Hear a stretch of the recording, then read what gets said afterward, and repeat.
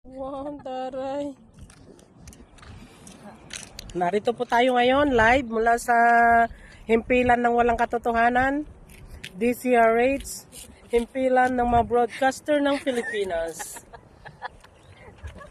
Narito po si Susan Enriquez. Susan, pasok! Mike!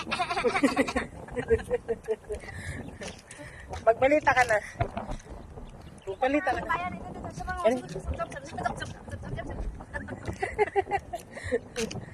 Ayan po. Ayun, may mga mga ibon po. Pangkat ng mga ibon. Ayan po. Ito po ngayon ang sitwasyon sa umagang ito. Ayan. Papadilim na po ang kalangitan. Mukhang nagbabadya ang pagbagsak ng ulan. Ayan. Wow. Pagkatapos po ng ulan, wag po kayo mag-alala. Matatapos din ang ulan. Ayan. At sisikat din ang umaga.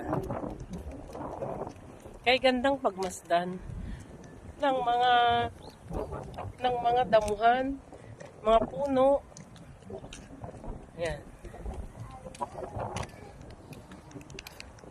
Para malamang po akong nasa amin sa probinsya. Ayan. Napaka-presko po ng hangin.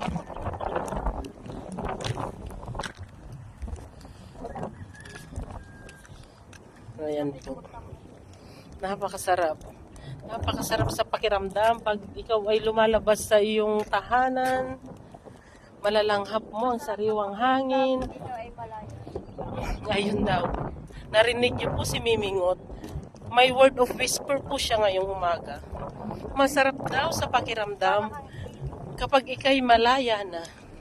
Para daw po siyang ibon na nag-iipot.